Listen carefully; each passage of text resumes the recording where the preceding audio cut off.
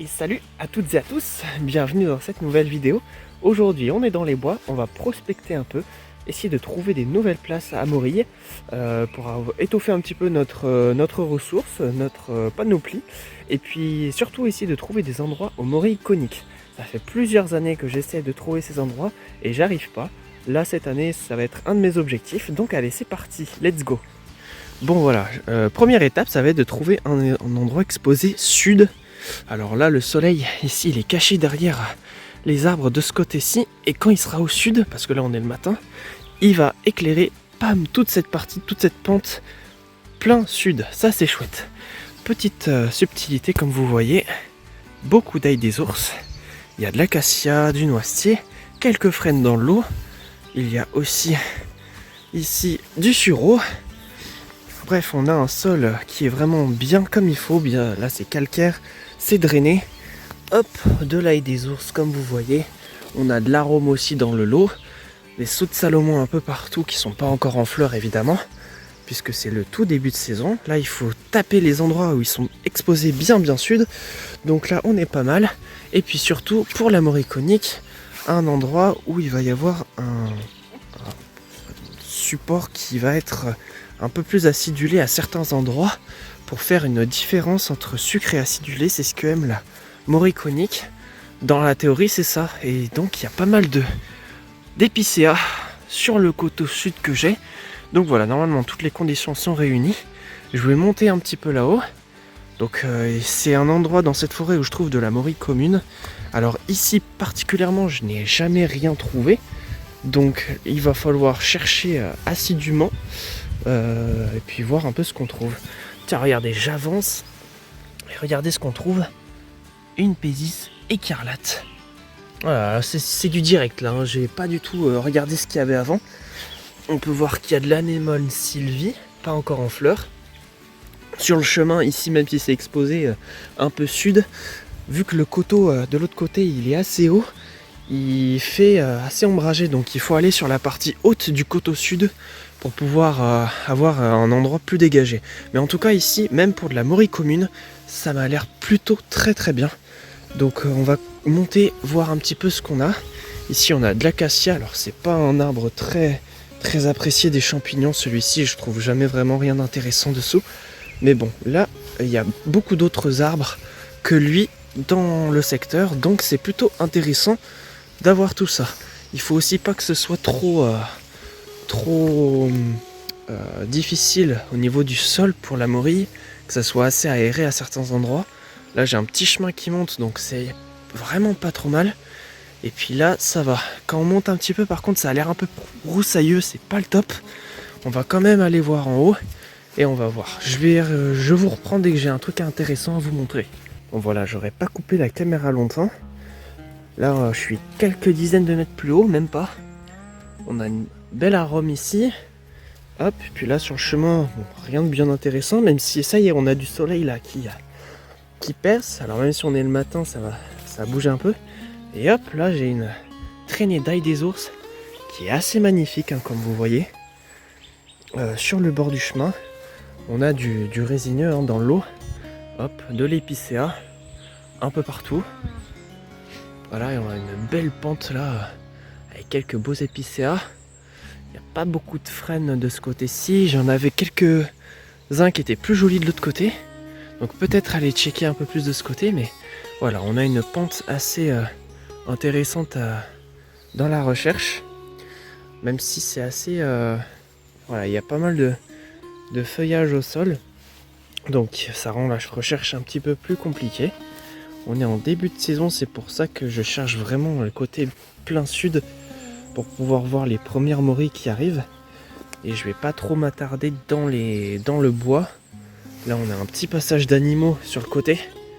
Donc je vais peut-être prendre le passage d'animaux, mais je vais pas aller à droite à gauche encore. Ça me paraît un peu tôt.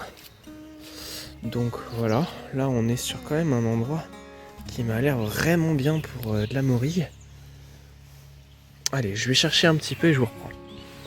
Alors il est très important quand c'est le début de saison de bien s'imprégner de ce qu'il y a autour de nous. Donc là je me suis accroupi dans un endroit juste à côté du chemin. Et je regarde à côté un petit peu pour m'imprégner de la végétation, de ce qu'il y a, pour vraiment me faire les yeux sur tout ce qu'il peut y avoir et être à fond dans le truc. Je prends 2-3 minutes. Ça peut paraître long quand on est dans les bois et qu'on veut vraiment faire de la recherche, mais c'est très important de le faire quand on redébute, même quand on a de l'expérience, hein, de le faire pour bien s'imprégner, et ainsi on va louper moins de choses, que ce soit des morilles, que ce soit des signes indicateurs, des présences. Voilà, on va pouvoir vraiment se focus et on va pouvoir regarder un petit peu. Donc là, je vais aller d'abord sur le haut du coteau pour pouvoir voir si, normalement c'est là en premier lieu que je devrais pouvoir trouver quelque chose s'il y a quelque chose qui est sorti. Donc j'y crois. On va regarder. Vous voyez là, je monte un peu sur le coteau exposé. Et puis là, je tourne la tête et puis je vois un magnifique frêne. Vraiment superbe. Vous voyez ? Hop, plein dans l'exposition. Il y a un petit chemin là qui passe là-bas aussi, que j'avais pas vu au premier abord. Donc, je vais faire attention là quand je marche ici. Parce que là sur toute la partie exposée là, mais ça m'a l'air juste magnifique. Si jamais le lieu est bien mycorhizé, ça peut donner lieu à de superbes morilles, je pense. Il doit y avoir peut-être 1 ou 2 frênes en plus en haut. Donc c'est pas trop mal en vrai. On va regarder ça de plus près. Pour vous dire un peu comment je fonctionne dans mon repérage, je suis monté, donc là il y a l'eau d'arbre ici, je suis monté par un chemin qui passe juste derrière. J'ai vu donc le frêne de l'autre côté, tac. Donc je me suis arrêté, j'ai regardé de ce côté là sur le chemin. Ensuite je suis venu ici, je me suis posé 5 minutes, j'ai regardé, hop, dans toute la zone là au-dessus. Et ensuite, hop, je suis venu ici. Et maintenant, je vais regarder de ce côté-là. Comme ça, j'aurai eu 3 points de vue différents sur la zone pour bien délimiter l'endroit et voir s'il y avait quelque chose. Bon, pour l'instant, j'ai rien vu. Hein. Et puis même s'il y a quelque chose, si elles sont sorties, elles sont vraiment encore toutes petites. Donc c'est pas encore sûr à 100% qu'elles soient vraiment visibles. Donc là, c'est vraiment le premier jet. Alors, regardez, un indice qui ne trompe pas aussi, j'avais pas vu. La prime vert. Alors c'est un indice dans le sens où ça va nous permettre de savoir les premiers endroits qui sont vraiment beaucoup éclairés par le soleil. Là où il y a des primes verts alors qu'à d'autres endroits il n'y en a pas, ça veut dire que là le soleil perd son premier. Donc que la chaleur est plus en plus présente ici qu'à d'autres endroits. Et donc ça c'est super intéressant à savoir, donc ça vous indique une zone bien éclairée, peut-être du coup privilégiée en tout début de saison. Donc là c'est un super indice qui me confirme, bon, j'avais plein d'autres indices pour confirmer ça, mais qui me confirme bien que je suis dans un endroit bien exposé, donc que c'est un super endroit pour commencer les recherches. Donc c'est super chouette. Là, je vais regarder un peu comme ça, donc là sur la partie basse. Ensuite, je vais monter un petit peu là sur le petit chemin qui monte. Hop, je vais me poser peut-être là juste au-dessus et je vais regarder, je vais balayer cette zone-là. Je vais faire ça un petit peu partout sur le coteau. Ça prend un peu de temps, hein, mais si on veut dénicher de nouvelles places, surtout sur des champignons difficiles à voir comme la morille conique, eh ben, il faut y passer du temps et passer un petit peu du temps et être très très attentif. Donc c'est pour ça qu'il faut prendre le temps de le faire. Et là, j'ai toute ma matinée pour faire ça. Petit conseil, quand vous cherchez dans une pente, cherchez toujours dans ce sens-là de la pente et pas dans ce sens-là. Parce que là, pour voir quelque chose dans ce sens-là, bah franchement, c'est pas facile. Alors, je vous dis ça, mais ça ne nous empêche en aucun cas de regarder. Hein, parce que c'est comme ça parfois qu'on fait des petites découvertes. Donc là, c'est comme ça que je regarde un petit peu. Et la prime vert là, qui est juste en dessous, je suis monté jusque là. Je fais attention où je marche, hein, vous en faites pas. Et là, vous voyez, quand je cherche comme ça, l'avantage, c'est que vraiment je suis à hauteur. Là, je peux toucher, je peux vraiment faire ce que je veux. Bon, je peux pas toucher évidemment, hein, mais ce que je veux dire, c'est que je suis très très proche. Donc je suis bien moins loin du sol et donc beaucoup plus proche j'ai une potentielle Maury à voir en fait. Et du coup, ça augmente largement, drastiquement mes chances de voir quelque chose. Donc ça, c'est super intéressant à savoir dans les recherches. On dit souvent que la Maury émet un sol calcaire bien drainé. Donc là, évidemment, on est en sol calcaire bien drainé. Ça signifie que même quand vous prenez de la terre humide, elle vous accroche pas aux doigts. Et regardez là, hop, la terre elle est humide. Hop, j'ai beau frotter, ça m'accroche pas aux doigts. Allez, hop. Vraiment, c'est magnifique. Donc une terre bien drainée. Hop, sur un coteau. Alors, les Maury, je les vois rarement pousser sur des grosses pentes, mais franchement, moi j'ai bien envie de tester quand même. Hein. J'ai bien envie de tester cette pente. Franchement, il y a tout qui va. Sur les endroits un petit peu moins pentus là, comme cela, ça peut être pas trop mal. Il peut y en avoir, donc j'évite de marcher trop dans ces endroits-là. Je vais remettre sur le chemin qui est juste derrière, remonter un petit peu et voir si je vois d'autres choses. Vous voyez là dans ma recherche, le frêne que je vous montrais est là. Et là, je suis au pied d'un autre frêne, enfin un petit groupe là. Un frêne à plusieurs pieds. Hop, avec plein d'épicéas à côté. Mais là, il y a aussi de l'acacia. Donc là, sur ce petit chemin là, petit coteau bien exposé, là, pourquoi pas aussi. Peut-être en dessous. Le truc, c'est qu'il y a un petit peu plus de végétation à certains endroits, donc il faut taper un peu à côté pour regarder. Pour l'instant, ça a l'air d'être moindre. Et puis là, c'est un petit peu plus ombragé. Comme vous le voyez au sol, c'est plus ombragé à cause des branches. Alors que là-bas, c'était bien plus exposé. Donc c'est aussi un truc à prendre en compte. Peut-être qu'il y aura des choses ici, mais un tout petit peu plus tard, peut-être quelques jours plus tard, que l'autre endroit. Là-bas, ça m'a l'air quand même bien plus exposé. Hein, vous voyez là-bas, c'est bien plus exposé. On va aller voir s'il y a des trucs intéressants. Alors là, on est sur une partie bien plus exposée. Mais il y a un problème. On sort aussi de la partie épicéa. Tous les épicéas après sont là-bas, là où j'étais. Et pourtant, on en a besoin pour avoir nos Maury coniques. Un minimum de changement de biotope en fait. Avec les frênes dedans et tout ça. Et là, il y a que dalle, hein. Il y a que des gros chênes. Il y a du charme. Peut-être un peu de noisetier en dessous là-bas, je vois. Mais c'est pas non plus topissime. C'est pas topissime. Donc je vais peut-être redescendre par là. Faudra que je fasse attention, c'est très raide. Ça m'évitera de repasser dans l'endroit où je suis déjà passé pour éviter de trop piétiner. Et on va voir en dessous ce qu'on peut arriver à trouver. Donc quand même quelques petits champignons sur cette petite souche. Je sais pas exactement ce que c'est, hein, mais voilà. J'ai entendu un chevreuil au loin, là, certainement de l'autre côté de la forêt. Je l'ai entendu aboyer. C'est comme ça qu'on appelle le cri du chevreuil, il aboie. Donc là, ok. Là, je vois qu'on a une petite fleur là. Allez ça. Bien blanche. Ça montre aussi que là on est sur un endroit plus exposé puisque j'ai pas vu d'autres fleurs. Donc ça c'est intéressant, les fleurs sortent quand. Enfin, les premières fleurs sortent quand la zone est bien exposée, comme je vous l'ai dit un peu avant avec les primes verts. Donc là c'est intéressant. Mais bon, pas trop d'épicéas, ils sont un petit peu plus loin là-bas. N'empêche, c'est intéressant. On retrouve le chemin avec l'aide des ours ici. Voilà, j'ai fait un petit tour en passant de l'autre côté. Je suis redescendu là. Donc sans rien. Donc ça veut pas dire qu'il n'y a rien, mais juste peut-être que j'ai pas vu, donc il faudra que je revienne. Peut-être d'ici une petite semaine.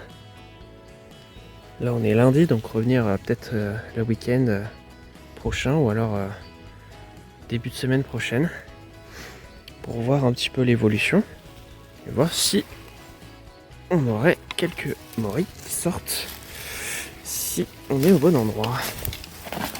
Ça serait intéressant à voir. Et là regardez, quand je redescends, cet arbre là c'est un frêne, donc on a notre gros frêne du départ là-bas. tac. Donc celui-là. Et on a du coup un autre lot de frênes au-dessus, comme je vous avais montré. Donc on a 3 frênes dans le lot qui quadrillent toute une zone avec de l'épicéa. Toutes les conditions sont réunies. À voir si maintenant il y a de la mycorhisation, hein, parce que si le lieu n'est pas colonisé par le mycélium de la moriconique, bah on a beau être au bon endroit, il n'y aura rien. Donc à voir si c'est bien colonisé évidemment. Mais si ça l'est, bah franchement il y a toutes les conditions qui sont réunies. Et je pense qu'un peu plus loin dans le bois, là j'y vais pas parce que c'est vraiment très ombragé. Et je vois pas pourquoi. Enfin, je peux peut-être quand même faire un tour histoire de voir, vu qu'elles sont pas encore sorties, pour voir un petit peu si ça vaut le coup ou pas d'y aller. Mais je pense que ça vaut le coup quand même. Je vais faire un tour rapide et puis on va voir ça. Voilà, là, je viens de commencer un peu le chemin. Donc, on a du noisetier là, là-bas, un peu partout. C'est très intéressant parce que le noisetier, c'est aussi un arbre intéressant pour la morille. Donc à défaut d'avoir du frêne, avoir du noisetier au milieu des épicéas, ça peut être un très bon point. Hein, c'est un des arbres que la morille peut coloniser. Avec tout ce qui est à sève un peu sucrée. Et l'avantage en fait d'ici, c'est que on n'est pas en pleine pente. Donc si les morilles aiment pas trop la pente, bah là, on est vraiment pas trop mal. On est sur un endroit assez dégagé dans l'ensemble. Ouais, franchement, c'est vraiment pas trop mal. Faudrait un ou deux frênes dans l'eau. Je vais essayer de voir s'il y en a. Mais en tout cas, il y a beaucoup de noisetiers. Hein. Je vois ça là-bas. Beaucoup, beaucoup. Alors, un truc qu'on dit pas forcément, mais le ressenti est aussi très important. Parce que là, vous voyez, j'étais dans l'exposition bien sud sur le coteau. Et ben, il y avait... Enfin, je sentais, on va dire, une certaine chaleur, même s'il fait pas très chaud. Là, je rentre dans le bois, même si on est toujours exposition sud. Il y a beaucoup plus de feuillage qui cache. Et je ressens qu'il fait plus frais. Et c'est important, intéressant, parce que ça veut dire que peut-être que ça va arriver un petit peu après l'autre côté. Peut-être quelques jours, une semaine après.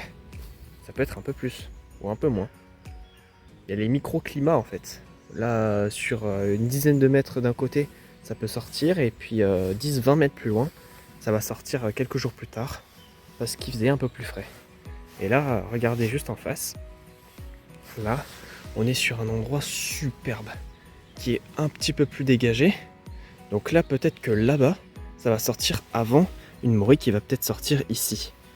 Donc là, c'est intéressant d'aller voir parce que là, on est encore sous les épicéas. Il y a quelques magnifiques noisetiers. On va regarder s'il y a un frêne et regardez là, à mon avis, c'en est un. C'est un frêne. Donc là, on est pile dans le bon biotope. C'est super chouette. Ouais, elle a vu l'endroit comment c'est. Regardez comment c'est magnifique. C'est assez ouvert. Donc là, il y a le frêne dont je vous parlais. Il y a un autre frêne là, au milieu du noisetier. Là, il y a plein de noisetiers à côté. Il doit y avoir un ou deux frênes encore là-bas, sur la petite pente. Donc là, ça sera un petit peu pas trop exposé encore. Donc il faut regarder, se mettre sur la partie plate là du coteau. Et à mon avis, là-bas, ça doit être incroyable pour les morilles. Franchement, si l'endroit est mycorhisé, c'est sûr il y a de la morille là. Franchement, si je parle pas juste de mycorhisation, c'est l'endroit parfait pour de la morille. Je vais juste faire un aller-retour là-dedans. Je vais pas chercher, je vais pas fouiller. Je fais juste un aller-retour, juste pour me convaincre encore plus que c'est un bon endroit. Et puis je refais demi-tour pour éviter de trop piétiner et on reviendra. Bon, je suis dans un endroit qui est vraiment bien, franchement. On peut pas certifier à 100% qu'il y ait de la morille, mais par contre, ouais, franchement, elle est vraiment cool. Bon, je suis tombé là-dessus quand même, une plumée. Alors, plumée de quel oiseau? Ça doit être une tourterelle turque. Ouais, tourterelle turque avec les plumes, les rectrices ici. Hop, ça fait un petit moment qu'elle est là, qu'elle a été mangée elle. Certainement par un épervier qui l'a emmené jusqu'ici pour être tranquille. Hop, je vais continuer un petit peu le chemin par là-bas Et je vais vous regarder un peu le biotope qu'il y a tout le long du coteau. Bon là franchement j'ai un peu tout. Il y a le laurier sauvage, la prime vert pour le coteau bien sud, encore une prime vert, l'arôme, saut de Salomon ici, l'arôme encore une fois. Hop, regardez, l'élébore fétide, encore de la prime vert. Oh là là, il y a vraiment tout ce qu'il faut. C'est vraiment chouette là. Voilà, si j'ai un petit point négatif à dire sur cet endroit, c'est le manque de frênes. Il n'y a pas non plus énormément de frênes. Il y en a un ou deux par-ci par-là, parfois groupés. Mais sinon après c'est assez vague. Hein. Là j'en ai un devant moi, pas en très bon état. Hein. Et là il y en a 2 ou 3 devant moi par contre qui sont morts. Donc c'est pas le top. Même si ça veut rien dire parce que l'épicéa peut prendre le relais après le frêne. C'est pour ça que des fois on trouve des morilles coniques dans des forêts exclusivement quasiment de conifères. Alors qu'on dit que c'est le frêne qui mycorhize. C'est peut-être parce que avant il y avait du frêne, une forêt de frêne et puis quelques épicéas et puis que ça a pris le dessus. Donc ouais, là derrière moi, le petit arbre là c'est un frêne mais il est en très mauvais état. Devant moi là il y en a 1, 2, 3, 4 même qui sont morts. Et après sur le coteau un peu plus haut, si il y en a. Mais voilà, je vais vous montrer. Sur le coteau là, c'est mix de. Oula mince. C'est mix de noisetier, il y a du frêne. Il y a un gros lot de frêne. Gros lot de frêne là. Les gros arbres que vous voyez derrière, c'est du frêne. Il y a quelques jolis frênes dans la pente. Mais par contre pas d'épicéas. Donc là ça peut être de la morille commune. Puis plus là-bas peut-être de la commune et de la conique. De toute façon il faudrait que je revienne aux 2 périodes. Hein. Donc on va voir un petit peu ce qu'il en est. Là en tout cas j'ai un sol qui est vraiment chouette. Dans l'ensemble c'est vraiment pas mal. Ah, il y a des grosses pierres ici. C'est pas forcément le top. Est-ce que ça recouvre le sol ça?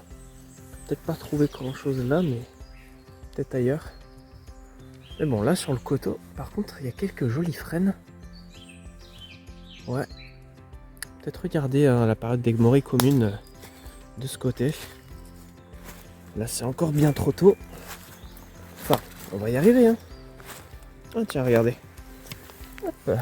Petite orchidée sauvage.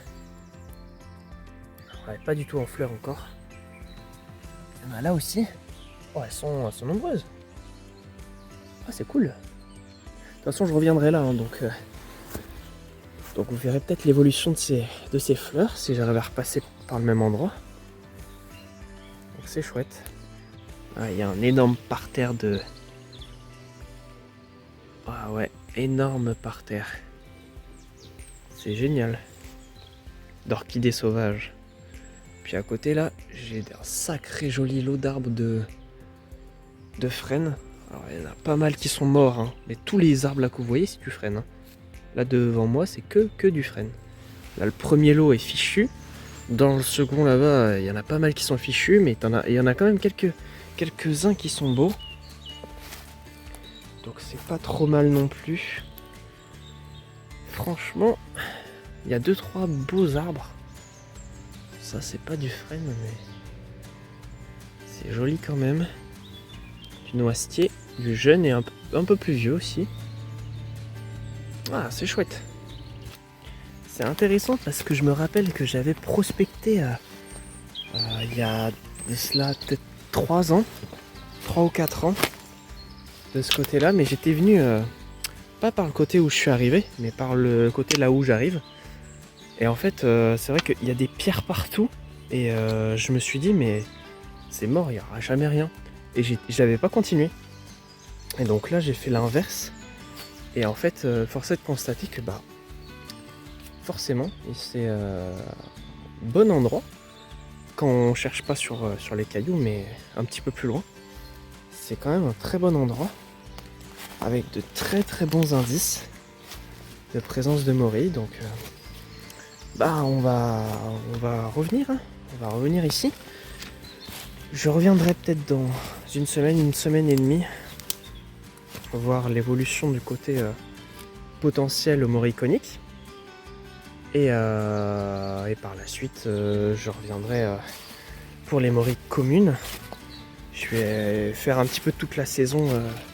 J'essaierai de venir au moins régulièrement, une fois par semaine, sur l'endroit pour voir un petit peu ce qu'il y a. Et puis même si je loupe une pousse, ça sera pas très grave parce qu'au moins l'année prochaine, je saurai qu'il y en a et que je pourrais du coup revenir. Et ça, c'est très très intéressant. Même si vous arrivez un petit peu en retard sur une pousse, tant que vous arrivez à voir les morilles même un peu pourries, c'est pas grave parce que là, ça veut dire que personne n'y a vu et que vous pouvez revenir l'année prochaine. Et ça, c'est super cool. C'est-à-dire que vous avez une place rien qu'à vous. Donc j'espère que ça sera ça cette année pour moi sur ce côté-ci. Donc voilà, ça va se terminer ici, je pense, cette petite vidéo. Parce que là, j'arrive sur un endroit, ça change un petit peu de biotope. Il y a toujours quelques frênes, quelques noisetiers. Mais là, ça va être surtout pour de la morille commune. Et j'ai déjà vu ce que je voulais voir, donc c'est plutôt intéressant ce qu'on a vu aujourd'hui. C'est assez encourageant pour essayer de trouver de la morille conique. Celle-là que j'arrive pas à trouver. J'en ai trouvé qu'une seule fois, mais c'était une saprofite qui poussait juste une année et qui repartait parce qu'il y en avait qui avaient jeté des pommes à un endroit. Et elle avait poussé comme ça à cause du sucre. Et donc j'en ai jamais retrouvé à cet endroit-là, ni ailleurs dans la forêt. Mais pourtant, je pense qu'il doit y en avoir. Donc je continuerai mes recherches là-dessus. Vous verrez certainement les vidéos arriver. Et moi, j'espère que ça vous a plu. Pensez à vous abonner. Et puis je vous dis à très vite pour de nouvelles vidéos, de nouvelles aventures. Une ou deux vidéos prévues assez intéressantes qui arrivent. Donc je vous tease pas plus. Vous verrez en temps voulu. Et puis moi je vous souhaite une très bonne journée. Et je vous dis à une prochaine fois pour de nouvelles vidéos et de nouvelles aventures. Salut les amis!